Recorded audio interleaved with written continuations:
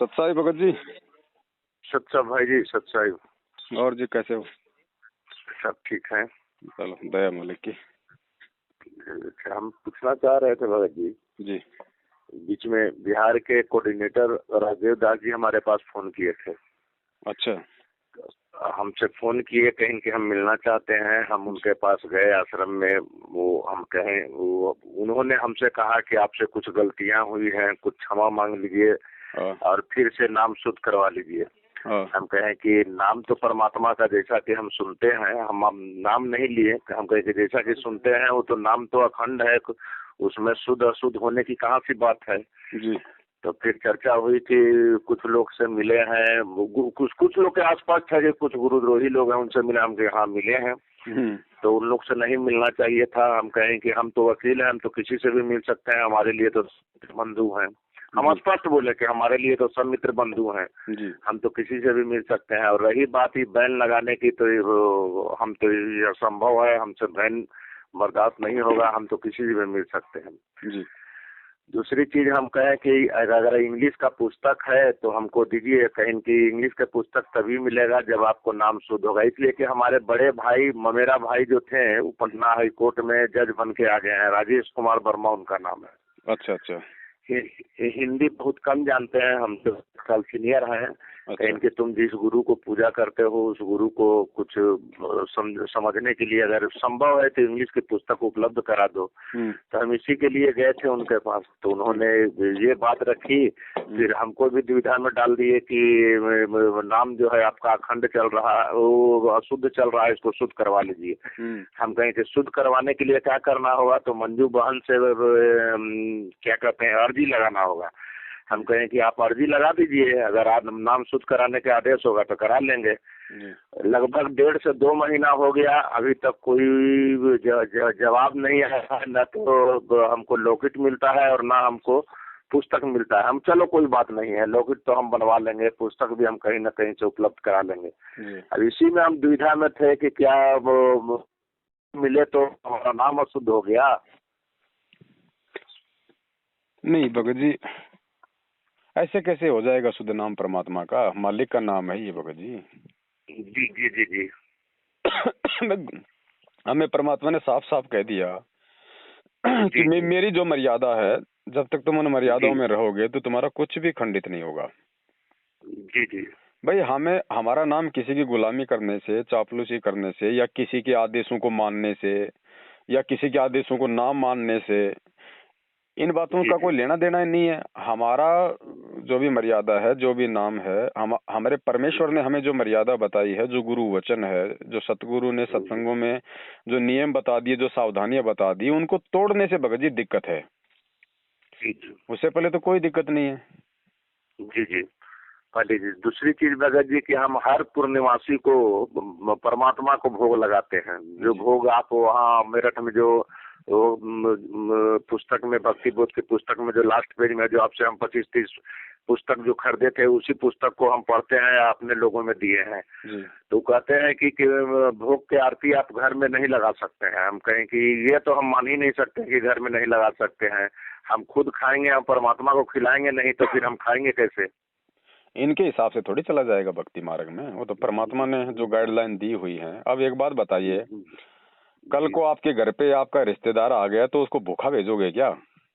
जी जी जी भगत जी। तो घर पे भगवान विराजमान है तो पहला भोग तो भगवान को लगेगा, और किसको लगेगा? और भगवान हमारा गुरु जी है। जी जी। तो इसमें कहाँ दिक्कत आ गई बताइए? जी ये तो घर घर में लगेगा, घर घर में लगना शुरू हो गया है।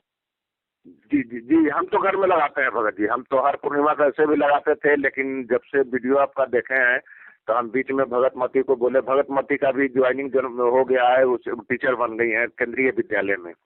लगभग परमात्मा की ही दया है और उन्हीं की दुआ से हुआ भी है। बढ़िया।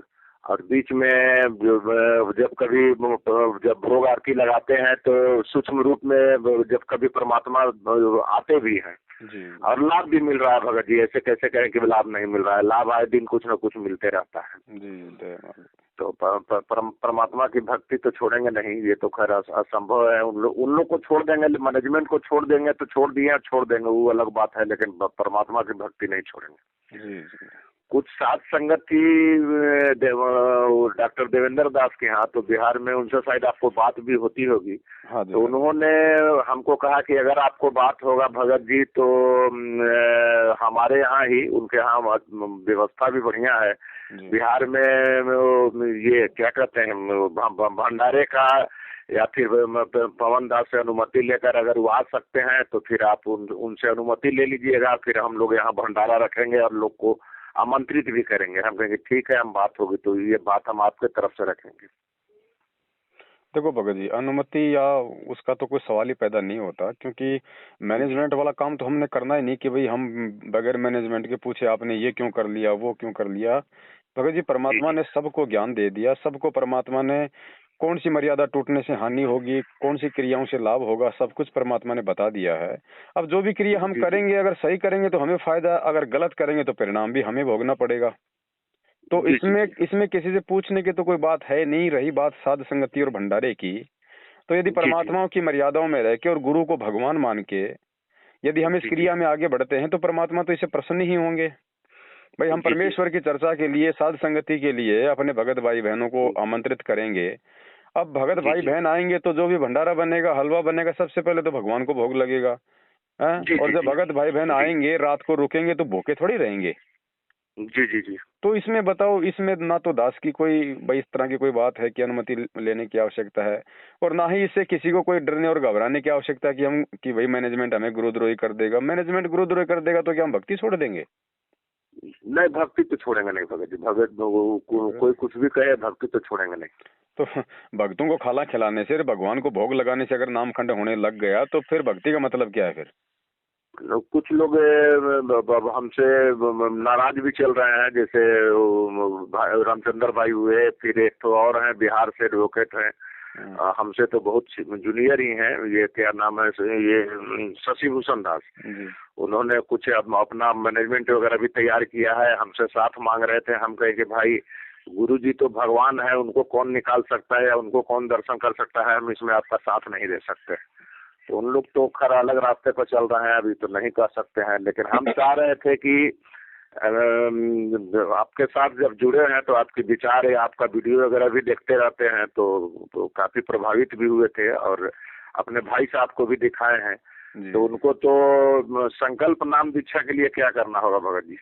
बस सबसे पहले तो भगत जी देखो, उनको मतलब गुरु जी का ज्ञान ही समय निकाल के कि भाई जब भी आपको समय मिले, जैसे भी समय मिले, आप गुरु जी के सत्संगों को सुनो। सबसे पहले सत्संगों से मर्यादाओं का पता चलेगा, कहाँ कहाँ उनको बाधा उत्पन्न होगी समाज में या जैसे भी जिस भी मतलब व्यवहार में वो हैं।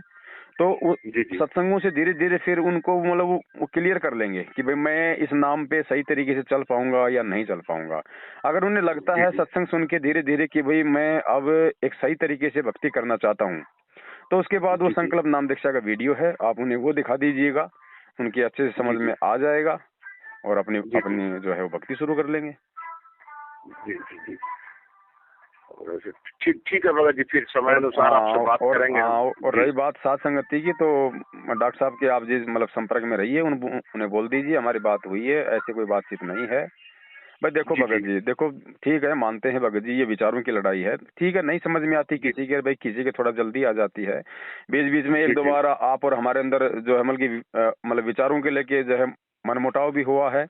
और हम तो भगत जी देखो, हम तो हमेशा से एक ही मत पे थे भगत जी, एक ही मत पे हैं, एक मत पे रहेंगे। अब बीच बीच में कुछ बातों को लेके या कुछ लोगों के द्वारा आप लोगों को कुछ भ्रमित कर दिया गया, कुछ जो भी बातचीत हुई, तो हमने तो भगत जी उस समय भी आप लोगों का बुरा नहीं माना। जो आपसे लिया था पैसा उधार, परमात्मा ने देखो भगत जी जब हुआ तो मालिक ने वो भी आपको मतलब चुकवा दिया पूरा। और मैं तो सदा ही, जब भी आप बोलते हो भगत जी भाई ऐसा, तो भाई कोई बात नहीं, भाई हमने तो किसी बात को कभी दिल पे लिया ही नहीं, हमारे लिए तो सब भाई है, है ना। तो हमारे मन में तो ना आपके प्रति भगत जी कभी पहले था, ना है, ना रहेगा भगत जी, क्योंकि मालिक ने कह दिया बेटा चाहे तुम्हारे साथ कोई लाख लड़े भिड़े झगड़े कुछ भी कहे, लेकिन तुम संभाव रहना, क्योंकि भक्ति मार्ग है।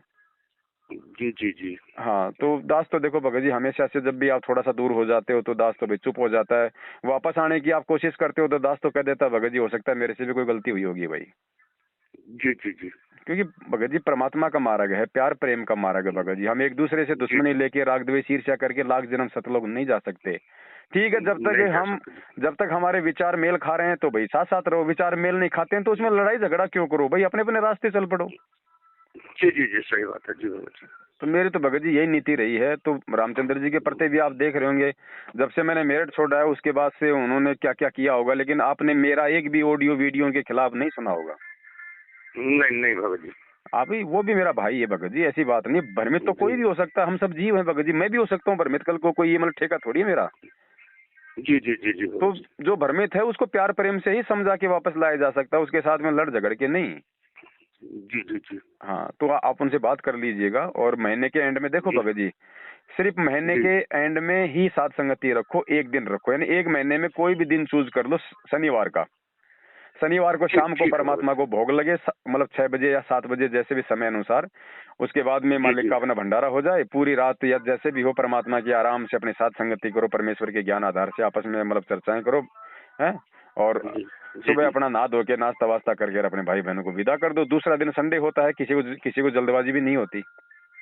जी जी जी। और रात को हमारी भगत जी रात में अपना चाय पानी बनाते रहो। भगत हैं उनसे जुड़े हुए हैं, और कुछ लोग को जोड़े हैं तो हम वहीं भेजते हैं लोग को, इसलिए कि उनके पास बढ़िया व्यवस्था भी है और जगह भी उनके पास है तो पटना से 25 किलोमीटर दूर, लेकिन व्यवस्था उनके यहाँ बहुत बढ़िया है और मालिक के अच्छे भगत भी हैं।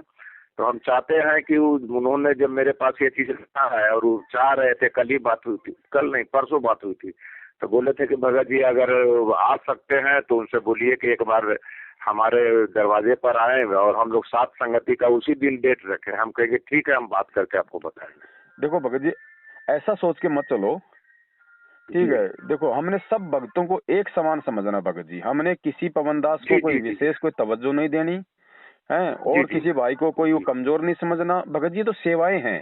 अब दास को भगवान ने इसी सेवा के लिए निमित्त बनाया, और आप भाई बहनों को परमात्मा साध संगतियों के लिए निमित्त बना रहे, तो हम सबकी सेवा बराबर है, भले उसका रूप अलग अलग है।